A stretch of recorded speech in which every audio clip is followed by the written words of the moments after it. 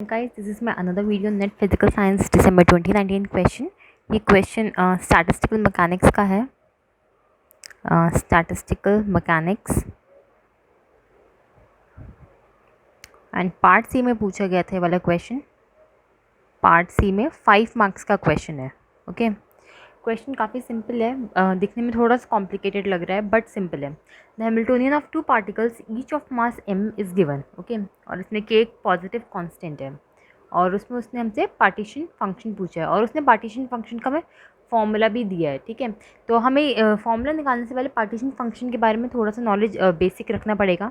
वो है कि पार्टीशन फंक्शन क्या होता है किसी भी सिस्टम के लिए। पार्टीशन फंक्शन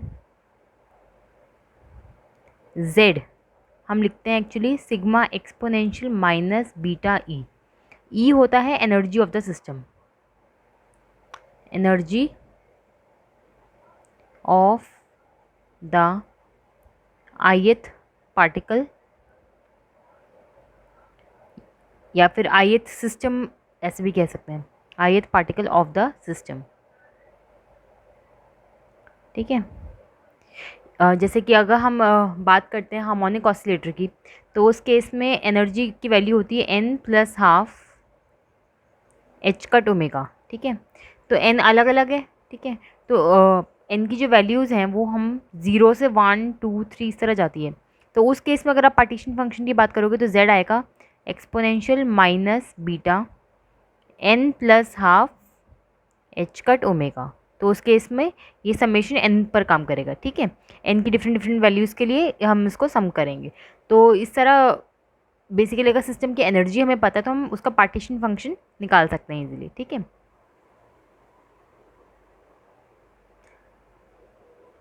अब इस केस में इन्होंने हमें हैमिल्टोनियन दे रखा है, तो हैमिल्टोनियन को हमें थोड़ा सा मॉडिफाई करना पड़ेगा स्टार्टिंग में, और इस हैमिल्टोनियन को मॉडिफाई करके हमें सिस्टम का एनर्जी देखना पड़ेगा कि सिस्टम का क्या एनर्जी है। ठीक है, अब जैसे सिस्टम का ये हैमिल्टोनियन दे रखा है। ठीक है, जैसे क्लासिकल मैकेनिक्स में हम नॉर्मल मोड्स निकालना पड़ते हैं।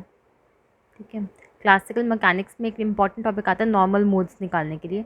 तो उसमें हम क्या करते हैं, हमें अगर सिस्टम का पोटेंशियल एनर्जी v पता है और काइनेटिक एनर्जी t पता है, तो हम नॉर्मल मोड्स निकालने के लिए यानी कि ओमेगा की डिफरेंट वैल्यूज़ निकालते हैं सिस्टम की। तो हम वो निकालते हैं v minus omega square T का डिटर्मिनेंट इक्वल टू 0 करके। ठीक है, बेसिकली v एक मैट्रिक्स बनाते हैं, t एक मैट्रिक्स बनाते हैं। ठीक है, ये जो टॉपिक आता है ये क्लासिकल मैकेनिक्स में आता है। ठीक है, ये वाला टॉपिक आता है क्लासिकल मैकेनिक्स में आता है। ठीक है, अलग से एक पूरा टॉपिक है ये। तो इसका बेसिकली एप्लीकेशन इसमें हम यूज़ कर सकते हैं इसके अंदर। ठीक है, सिस्टम का एनर्जी कैलकुलेट करने के लिए। अगर ये वाला टॉपिक आपको समझना हो तो आप कमेंट बॉक्स में डाल सकते हो, मैं इसका वीडियो अपलोड कर दूँगी कि इसको किस तरह यूज़ करते हैं। तो क्लासिकल मैकेनिक्स की अगर बात करेंगे तो इसके अंदर हम इस हैमिल्टोनियन के कॉरस्पॉन्डिंग एक लेग्रेंजियन लिख सकते हैं। ठीक है, लेग्रेंजियन लिखेंगे तो इसको हम ऐसे लिख सकते हैं half m q1 dot square. ये इसके कॉरस्पॉन्डिंग टर्म है, ये जो मैंने अभी जो टर्म लिखा है ये वाला टर्म इसके कॉरस्पॉन्डिंग है। ठीक है, ये वाला टर्म इसके कॉरस्पॉन्डिंग है। ठीक है, फिर इसके कॉरस्पॉन्डिंग जो टर्म आएगी वो आएगी half m q2 dot square. Basically ये जो डॉट वाला है ये वेलोसिटी बता रहा है। ठीक है, यहाँ पे हम लिख देते हैं q डॉट बेसिकली है dq बाई dt, यानी कि दैट इज़ वेलोसिटी। ठीक है, बेसिकली वेलोसिटी v है ये। ठीक है, वेलोसिटी v है ये, तो ये इसके कॉरस्पॉन्डिंग है। और ये देखो ये पोटेंशियल एनर्जी है सिस्टम का। तो लेग्रेंजियन के फॉर्मूले के अंदर होता है Lagrangian equals to T minus V, यानी कि हैमिल्टोनियन में हम लिखते हैं h equals to T plus V. Hamiltonian का जो फॉर्म होता है वो होता है h equals to T plus V का होता है। ठीक है, और लेग्रेंजियन का फॉर्म होता है l equals to T minus V का। तो इसके कॉरस्पॉन्डिंग जब आप लिखोगे तो यहाँ पे प्लस की जगह एक माइनस का साइन आ जाएगा। ठीक है, कि q1 square q2 square plus में 1/4 q1 q2। इससे देखो आप सिस्टम का मतलब हमें t और v हमें पता होना चाहिए। सिस्टम का t क्या है, half m q1 dot square plus में half m q2 dot square. ये सिस्टम का काइनेटिक एनर्जी है। t भी बेसिकली काइनेटिक एनर्जी है और capital v is the potential energy जो कि है k q1 square plus q2 square plus में 1/4 इंटू में q1 q2। ठीक है, 11 इस तरह से। अब इसके कॉरस्पॉन्डिंग, हाँ, जैसे इसके अंदर हमें मैट्रिक्स फॉर्म करना होता है, वी का भी मैट्रिक्स और टी का भी मैट्रिक्स। तो जो टी का मैट्रिक्स होगा देखो वो किस तरह होगा, यहाँ पे दो हैं, 1 और 2, कोऑर्डिनेट्स कितने हैं, दो कोऑर्डिनेट्स हैं, तो इसमें 2x2 मैट्रिक्स बनेगा। जितने कोऑर्डिनेट्स होंगे उतना ही मैट्रिक्स का ऑर्डर होगा, ठीक है। तो T11, T12, T21, T22, ठीक है। तो T11 बेसिकली जो बनेगा वो बनेगा कि जिसके अंदर Q1 का बेसिकली स्क्वायर हो रहा होगा, ठीक है। और T22 बनेगा जब यहाँ पे Q2 का स्क्वायर हो रहा होगा, Q2 डॉट का स्क्वायर हो रहा होगा, ठीक है।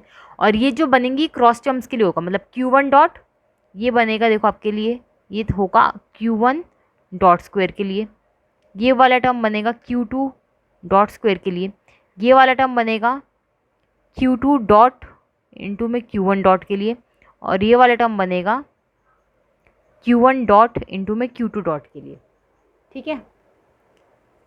ये इस तरह से बनेगा, ठीक है। तो अब इसके अंदर आप देखो T12 और T21 ये दोनों ही जो एलिमेंट्स हैं मैट्रिक्स के, ये दोनों ज़ीरो होंगे। तो T के पास देखो क्या क्या एलिमेंट्स बच रहे हैं, यहाँ पर इसके साथ क्या एलिमेंट है, इसका कोफिशिएंट क्या है, m/2, तो यहाँ पर आ गया m/2, ठीक है। यहाँ पर 0 0 और ये भी m/2, ठीक है। ये बेसिकली T11, T12, T21 और T22 ये सारे कोफिशिएंट्स हैं, ठीक है। इस ये बेसिकली T11 कोफिशिएंट है Q1 डॉट स्क्वायर का, T12 कोफिशिएंट है Q1 डॉट इंटू में Q2 डॉट का, T21 है कोफिशिएंट Q2 डॉट इंटू में Q1 डॉट का, और T22 है कोफिशिएंट Q2 डॉट स्क्वायर का, ठीक है। तो हमने ये कोफिशिएंट्स यहाँ पे लिख लिए, तो ये हमारे पास T मैट्रिक्स बन गया, ओके। अब ये हमारे पास पोटेंशियल एनर्जी है, सेम पोटेंशियल एनर्जी के कॉरस्पॉन्डिंग मैट्रिक्स बनेगी, उसके अंदर भी वो भी 2x2 बनेगी, V11, V12, V21, V22, ठीक है।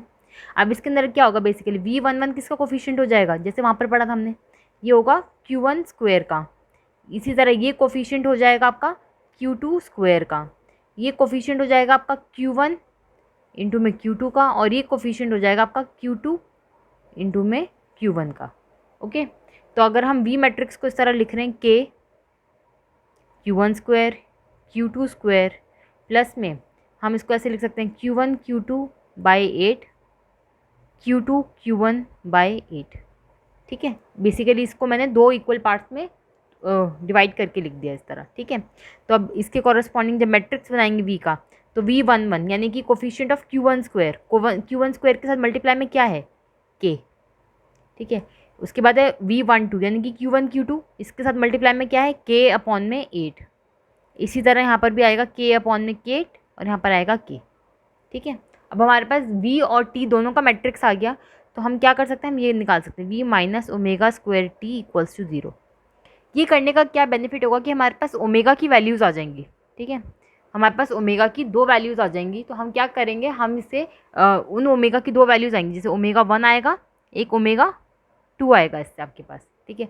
तो हमारा जो सिस्टम गिवन है हम उसे एक हार्मोनिक ऑसिलेटर, एक कपल्ड हार्मोनिक ऑसिलेटर की तरह ट्रीट कर सकते हैं, जिसका एनर्जी हम क्या लिख लेंगे, N1 plus half H cut omega 1 plus में N2 plus half H cut omega 2। हमें बेसिकली एनर्जी फाइंड करनी होती है ना, एनर्जी फाइंड करने के लिए क्या करना होता है कि यहाँ पर अगर मेरे पास ओमेगा 1 और ओमेगा 2 आ जाए सिस्टम का, तो मैं सिस्टम का एनर्जी बता सकती हूँ। तो हमें बेसिकली ओमेगा 1 और ओमेगा 2 चाहिए पार्टीशन फंक्शन निकालने के लिए। सिस्टम का एनर्जी आपको पता होना चाहिए, और सिस्टम का एनर्जी निकालने का ये ईजीएस्ट तरीका है यहाँ पर कि ये सिस्टम लग रहा है, क्योंकि देखो Q1 स्क्वायर Q2 स्क्वायर ये जो दो टर्म्स है इन्हें देख के लग जाएगा कि ऑसिलेटर जैसा सिस्टम है ये, ठीक है, एक कपल्ड ऑसिलेटर जैसा सिस्टम है। तो इसके लिए हम यहाँ पे ओमेगा 1 और ओमेगा 2 कैलकुलेट करेंगे, ठीक है। अब हमें ये basically V minus omega square T mod हमें निकालना है, ठीक है। तो V जो है हमारे पास था हमारा K/8 K/8 एंड K, ये V था, माइनस में ओमेगा स्क्वायर T क्या था आपके पास m/2 0 0 m/2 इक्वल टू 0, ठीक है। ये सिस्टम था हमारा। अब तो बस सिंपल कैलकुलेशन है, तो ये बन जाएगा हमारे पास K minus M omega square by 2, यहाँ पर आएगा K/8 सिंपली, यहाँ पर भी आएगा K अपॉन में 8, यहाँ पर भी आएगा K minus M omega square by 2, M omega square by 2 का मॉड, ठीक है। अब बस डिटर्मिनेंट निकालना है, डिटर्मिनेंट को 0 के इक्वल पुट करेंगे तो k minus M omega square by 2 whole square minus में k by 8 whole square equal to 0। बस साइड चेंज करेंगे, फिर k minus M omega square by 2 का whole square it is equals to k by 8 का whole square, यानी कि k minus M omega square by 2 is equals to plus minus k by 8। ठीक है, ये तो बेसिक मैथमेटिक्स ये जो हमने किया है। इसके बाद अब आप क्या करो, इसके अंदर हमें बस ओमेगा चाहिए।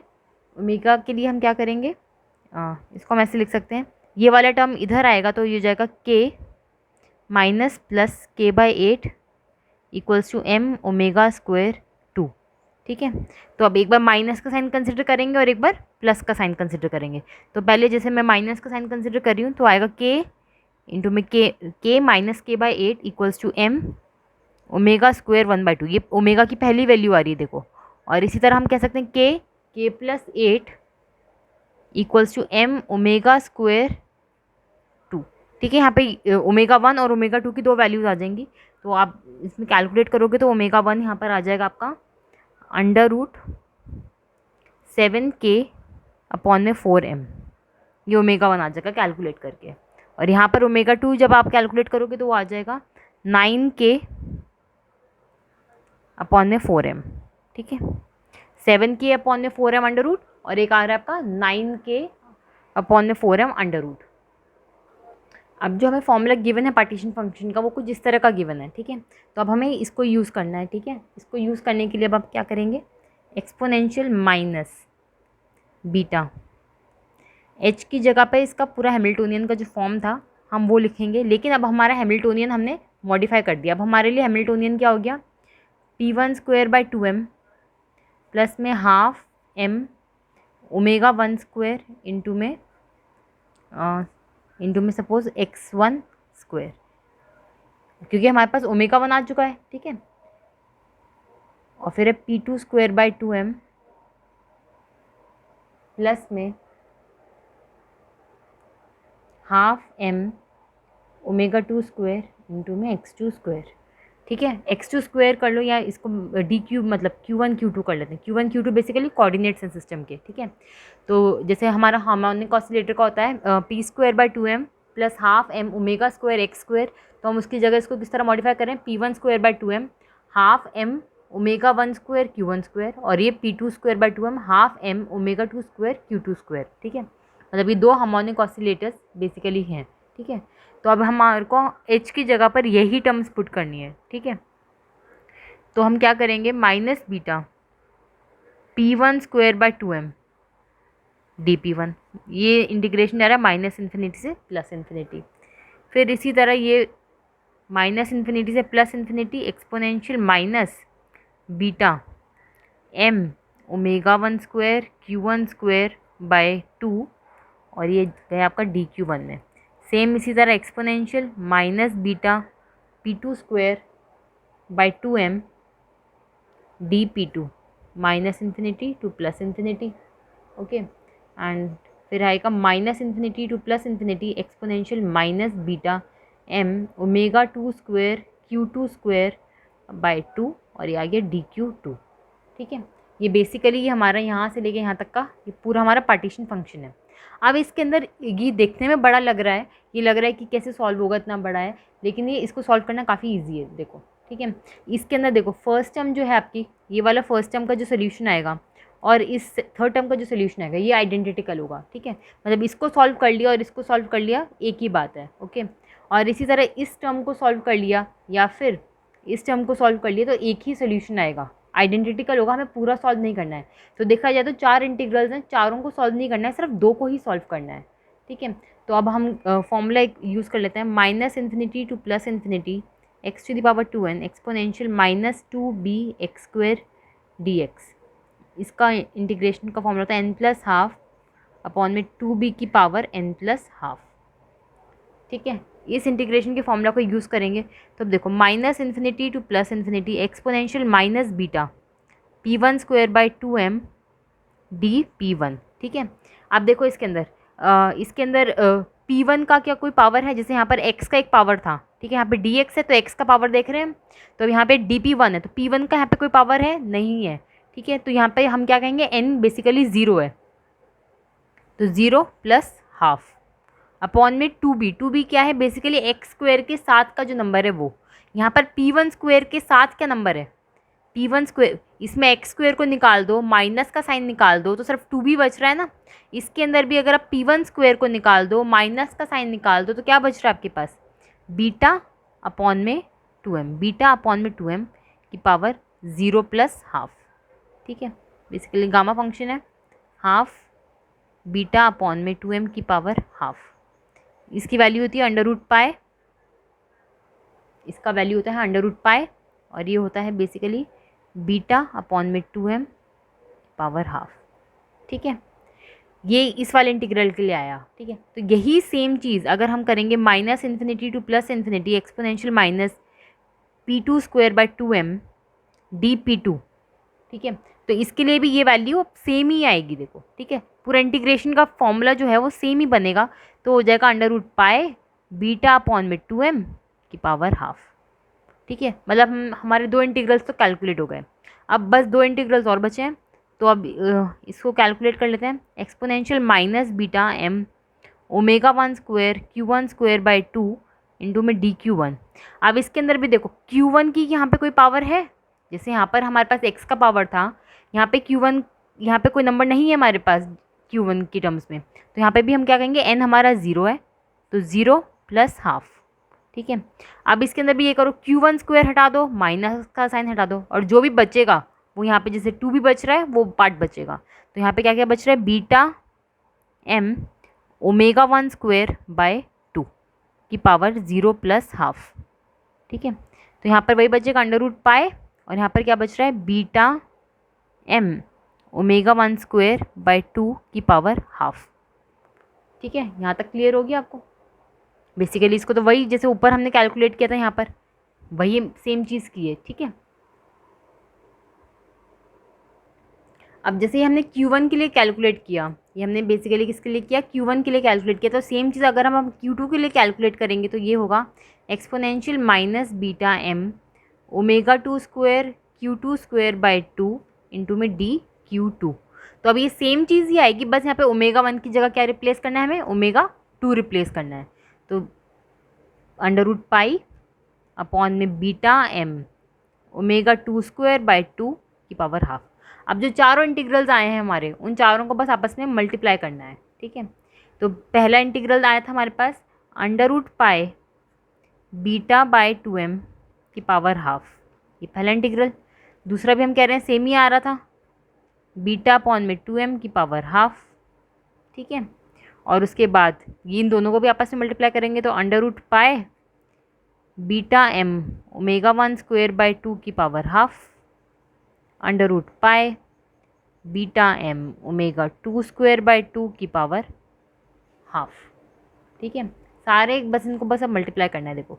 तो यहाँ पर क्या बच रहा है, पाई स्क्वायर अपॉन में बीटा अपॉन में टू एम, इन दोनों को आपस में मल्टीप्लाई कर दिया तो, और इन दोनों को आपस में मल्टीप्लाई करेंगे तो बीटा एम स्क्वायर अपॉन में टू ओमेगा वन इंटू में ओमेगा टू, ठीक है। तो अब इसको पूरा का सॉल्व करोगे तो ये आएगा four pi square beta square omega one omega two. Omega one omega two आप पहले कैलकुलेट कर चुके हो, ठीक है। ओमेगा वन आपने जैसे बोल दिया था, आपका आ रहा है 7K अपॉन में 4M, और ओमेगा टू हमने कैलकुलेट किया था वो आया था हमारा 9K अपॉन में 4M। बस दोनों ओमेगा जो भी कैलकुलेट किए थे उनको मल्टीप्लाई करना है, तो Z will be 4 pi square upon में बीटा स्क्वायर, और यहाँ पर आ जाएगा 4M इंटू में 4M, ये दोनों 4M अपॉन में 9K इंटू में 7K, ठीक है। तो ये क्या हो जाएगा 4 पाई स्क्वायर M अपॉन में K बीटा स्क्वायर अपॉन में अंडर रूट में देखो क्या आ रहा है 16 अपॉन में 63। अब ऑप्शंस में यहाँ पर हर जगह 2 दे रखा है, तो यहाँ पे अगर एक 2 है तो एक बचे हुए 2 को अंदर जाना पड़ेगा, ओके। तो एक बचा हुआ 2 अंदर जाएगा तो बेसिकली उसका स्क्वायर होगा, तो it will be 2 pi square m के बीटा स्क्वायर, और उसका स्क्वायर होगा तो बेसिकली अंदर 4 जाएगा, तो यहाँ पे बचेगा 64/63। ठीक है, तो अब आपका कौन सा ऑप्शन करेक्ट आ रहा है इसके अंदर? आपका ऑप्शन डी करेक्ट आ रहा है। Okay, option D is correct. Although the procedure was quite long, but ये काफ़ी ईजी प्रोसीजर है, इसको अगर आप सॉल्व करोगे तो और ईजीली अप्रोच हो जाएगा। बस क्लासिकल मैकेनिक्स का थोड़ा सा अप्रोच याद रखना पड़ेगा और हार्मोनिक ऑसिलेटर का नॉलेज होना चाहिए। ठीक है, बाकी क्वेश्चन ईजी था। Thank you.